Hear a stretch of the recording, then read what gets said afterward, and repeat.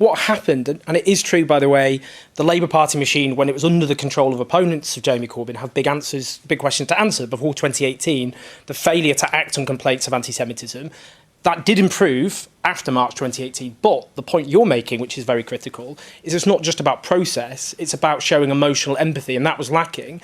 But I must say this, one of the things that complicated the attempts to deal with a genuine problem that existed on the left were people with no credentials to talk about racism coming on national television to grandstand the way Fraser Nelson has. And I'll just quickly explain.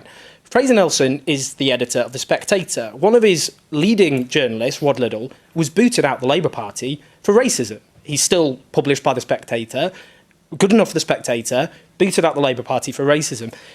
All right. No. Well, no, because I'm going to get Fraser to respond. He publishes articles which praise Greek neo-Nazis. He published one article entitled "In Defence of the Wehrmacht." Sure. Other articles which say there's not enough Islamophobia. I will let Fraser talk about this, but people might think, is this a bit of you doing whataboutery? We're discussing Jeremy Corbyn today. The point was, anti-Semitism is a genuine problem that Labour failed to address, and it was complicated by the fact that when people like myself said more action needed to be taken, people without the credentials to do so came on television and made people feel defensive and under attack and compromised those attempts to deal with it. Let Fraser respond.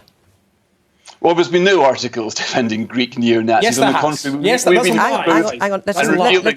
I'd be very, and the thing is, Owen, though I admire him very much as a writer, doesn't strike me as a Spectator reader. And I think he might have been misled by what he sees on Twitter. No. Tacky, your columnist, wrote articles defending Greek neo-Nazis, the Golden Dawn. That's a fact, Fraser. You'll come out with a phrase or a sentence here or there. You put it out on Twitter, and there's a kind of inverted pyramid of outrage. And everyone just Googled the fact that the Golden Dawn was praised by the Spectator's writers. It's impossible to reconcile the sort of twittery things that Owen's saying with a magazine. And there's a difference between an opinion he doesn't like and racism and fascism. Now, one of the problems right now with the Twitter debate is that people are just so keen to take an opinion they disagree with and say, this guy's a racist, this guy's a fascist, without anything really, based on what? Two or three words? Fraser, I'm sorry, I can't let... And that is a pretty strange way to conduct. No. Debate is good for social media, it's not so good for television. It's good for YouTube, so maybe Owen wants to give us a little spiel. Fraser, anyone who Googles the fact that The Spectator published articles defending the Golden Dawn, which has been banned in Greece as a neo-Nazi organisation,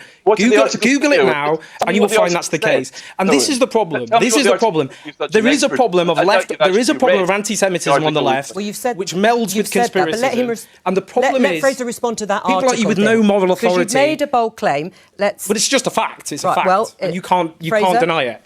And in defence of the Wehrmacht.